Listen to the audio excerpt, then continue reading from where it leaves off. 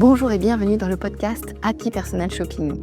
Je suis Maïté Despréaux, bulle de mode, mentor business spécialisée dans l'accompagnement des conseillères en images et personal shoppers débutantes. Forte de plus de 15 ans d'expérience comme personal shopper, j'ai le plaisir de vous guider pour vous lancer dans cette activité passion. Dans ce podcast, nous aborderons 4 grandes thématiques pour vous aider à démarrer et à exercer sereinement. Première, la stratégie et l'organisation. Des conseils pratiques pour développer votre activité tout en préservant du temps pour vous. Deuxième, l'état d'esprit entrepreneurial. Je vous donnerai les clés indispensables pour bâtir une entreprise solide et durable. Troisième thématique, le savoir-faire métier. Tout ce qu'il faut maîtriser pour asseoir votre expertise et devenir une véritable professionnelle. Et enfin, les inspirations, des idées en matière de business et de style pour nourrir votre créativité, enrichir vos connaissances et mieux accompagner vos clients. Si tout cela vous plaît, alors commençons tout de suite avec l'épisode du jour. Hello! Je te le dis clairement, aujourd'hui, je suis 100% hors sujet. Pourquoi? Parce que c'est Noël et que je n'ai pas du tout envie de te parler de marketing puisqu'en ce moment, je suis en train d'ouvrir les cadeaux avec mes enfants, qu'on est en train de manger des papillotes et je me dis que toi aussi, tu as le droit d'avoir cette magie de Noël où que tu sois en ce moment, que tu sois seul ou accompagné. J'aimerais t'envoyer cette magie de Noël. Alors pendant un épisode, on va laisser tomber le marketing, le conseil en image et tout ça et on va parler de Noël. Ce livre, c'est un de mes livres de contes préférés de quand j'étais petite. Il a été écrit par James Riordan et c'est les éditions difficile de te dire, je ne sais pas. Attends, je vais trouver ça. Ah voilà, c'est France Loisirs qui faisait ça à l'époque. Un livre que j'ai adoré, que j'ai feuilleté dans tous les sens quand j'étais enfant. Ma mère me les racontait et dès que j'ai su lire, j'ai continué à les lire. Tous les soirs, en rentrant du goûter, je lisais des contes de fées et notamment ceux-là. Et pour aujourd'hui, j'aimerais en fait partager avec toi un de mes contes préférés. Un conte que j'ai découvert donc petite et que j'ai beaucoup, beaucoup, beaucoup aimé. Tu es prête? Allez, c'est parti. Les 12 mois de l'année.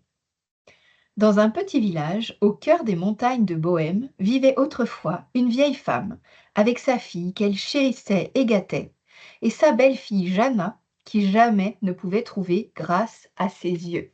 Je te montre juste l'image parce qu'elle est magnifique. Oula, attends, que je disparaisse pas trop, voilà. C'est un livre qui est vraiment très très bien illustré et j'adore. Tandis que la fille passait tout son temps paresseusement allongée sur un lit de duvet à déguster des gâteaux de miel, la pauvre Jeanna allait chercher du bois dans la forêt, tirait de l'eau du puits, rinçait le linge dans le torrent glacé et arrosait le jardin. Elle connaissait bien les frimas de l'hiver, le soleil de l'été, la douce brise du printemps et les pluies de l'automne. Voici sans doute pourquoi un beau jour, elle rencontra les 12 mois de l'année. L'aventure commença en plein mois de janvier. La neige était tombée en abondance et il fallait dégager les allées conduisant aux chaumières. Sur les pentes boisées, pins et sapins demeuraient à demi enfouis sous la neige, sans même pouvoir se balancer lorsque le vent soufflait en rafale à travers leurs branches. Les villageois restaient au coin du feu et faisaient ronfler les poêles. Un soir, par ce temps glacial, la cruelle marâtre leva le loquet de la cuisine, risqua un coup d'œil sur la bourrasque qui faisait rage au dehors, et dit à sa belle-fille: «C'est l'anniversaire de ta sœur demain. Va donc dans la forêt chercher des perce-neige.» La malheureuse n'en crut pas ses oreilles. Voulait-on vraiment l'envoyer dans la forêt à pareille heure, dans ces ténèbres et par ce froid? Et comment y trouver des perce-neige alors que jamais elle ne sortait avant mars? Mais sa sœur ajouta méchamment: «Allez, va, dépêche-toi, et si tu ne reviens pas, personne ne sera là pour te regretter. Tiens, prends ce panier, ne rentre pas avant de l'avoir rempli.» Les yeux pleins de larmes, Jeanne noua un vieux châle autour de ses épaules, s'enfonça dans la nuit et affronta la tempête. Les flocons l'aveuglaient et mettaient en pièces son pauvre manteau usé. Et pourtant, elle poursuivit sa route en chancelant dans la neige. Regardez comme c'est beau. Peu à peu, la nuit étendit ses voiles sombres tout autour de la jeune fille. Elle arriva enfin à la lisière de la forêt, terrifiée et transie. Elle s'assit sur un tronc d'arbre comme pour attendre que la mort vienne. Mais voici que soudain, elle aperçut une lumière qui vacillait au loin, entre les arbres, pareille à une étoile tombée parmi les branches.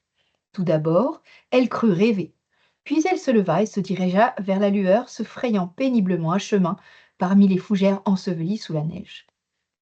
Pourvu que cette lumière ne s'éteigne pas, se disait-elle. Et en effet, elle ne s'éteignait pas. Bien au contraire, plus la jeune fille avançait, plus vive était la clarté.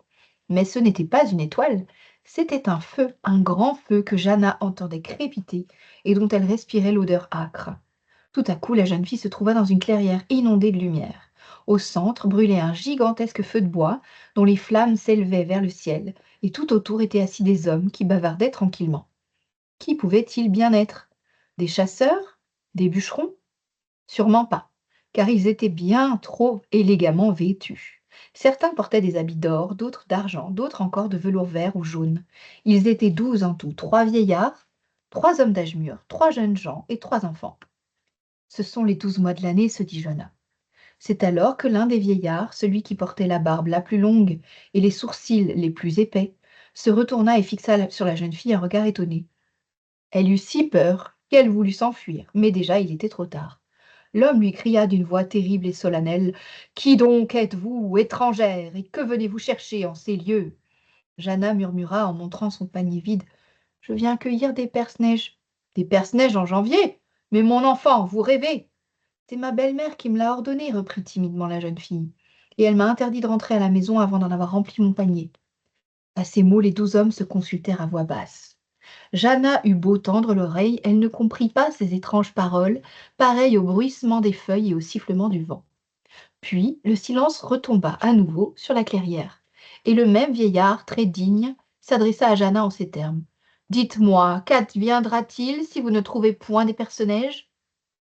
Je resterai dans la forêt et attendrai que Mars vienne, répondit-elle. Plutôt mourir ici de froid et de faim que de rentrer les mains vides. Et elle se mit à pleurer. Le plus jeune, le plus joyeux des garçons se leva et s'approcha du vieillard en disant: Frère Janvier, je t'en supplie, laisse-moi prendre ta place 1 heure seulement. En caressant sa longue barbe, d'un air songeur, Janvier répondit: Je t'accorderai volontiers 1 heure, mon frère, mais Mars jamais ne vient avant février.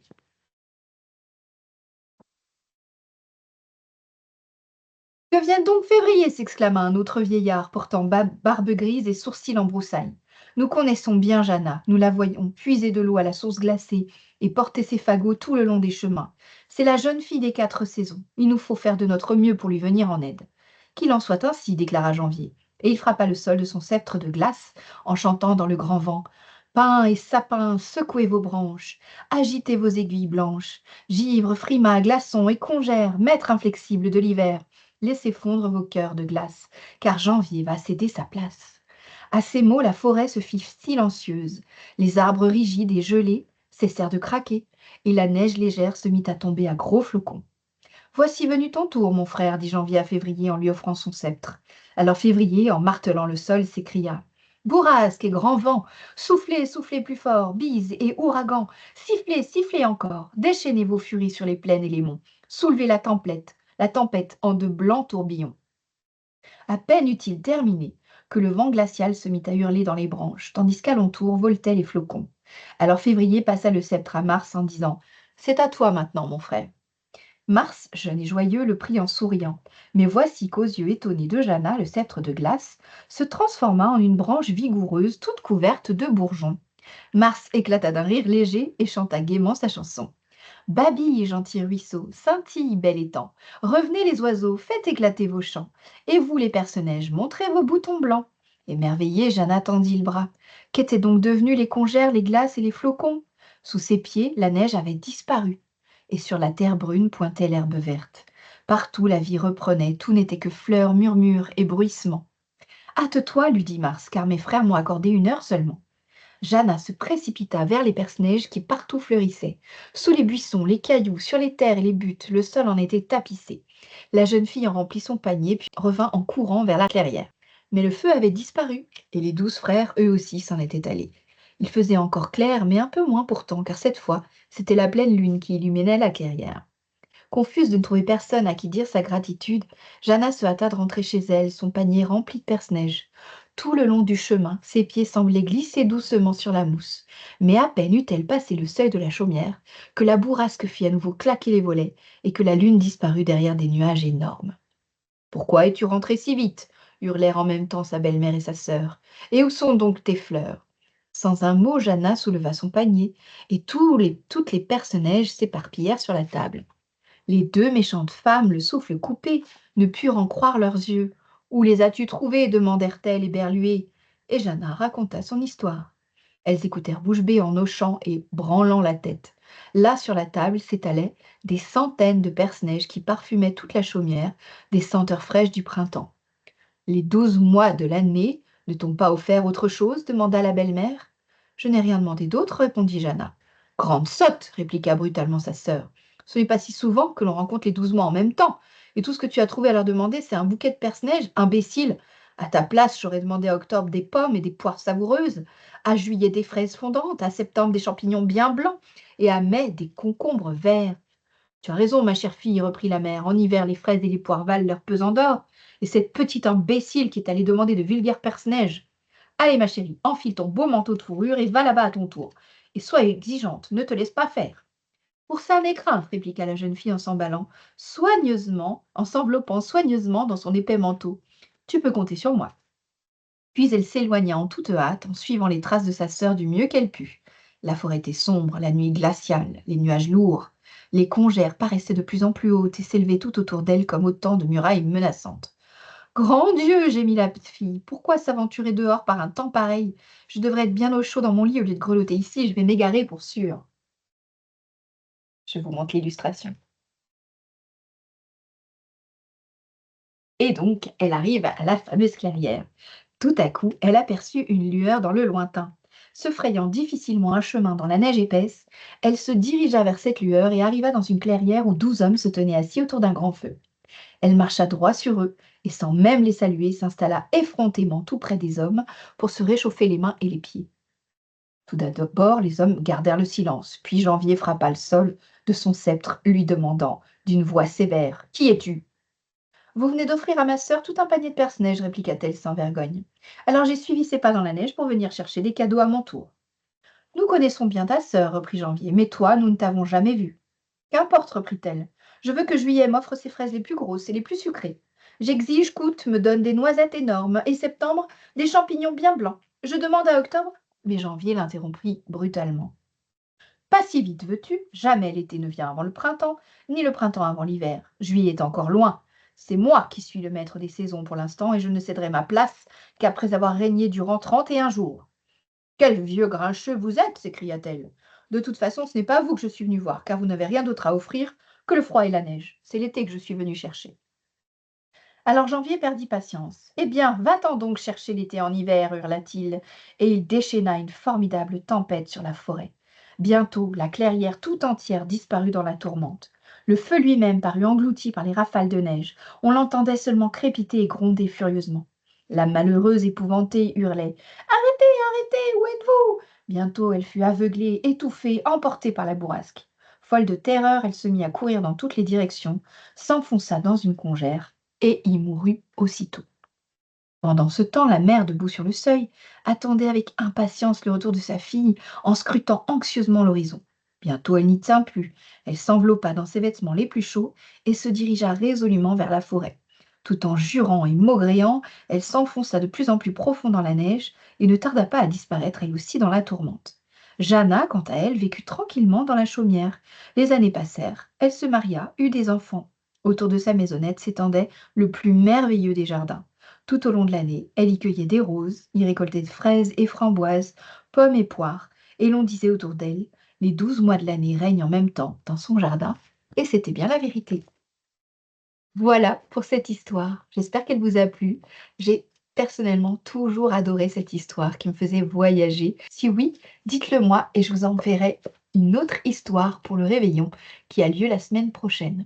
Et promis, on reviendra au marketing et à la stratégie et au métier de conseillère en images à partir de janvier, je vous le garantis.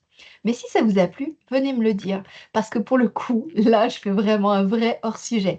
Donc racontez-moi, dites-moi, vous pouvez venir me le dire ici, mettre un like, enfin plutôt une note, 5 étoiles, c'est pas mal, un commentaire, pourquoi pas. Vous pouvez aussi partager le podcast autour de vous pour le faire découvrir. Quant à moi, je vous souhaite de merveilleuses fêtes de fin d'année. Profitez bien de vos proches et de cette belle ambiance si vous avez la chance d'en profiter. Moi, je vous souhaite une très belle semaine de repos et je vous retrouve très vite. À la semaine prochaine et joyeux Noël.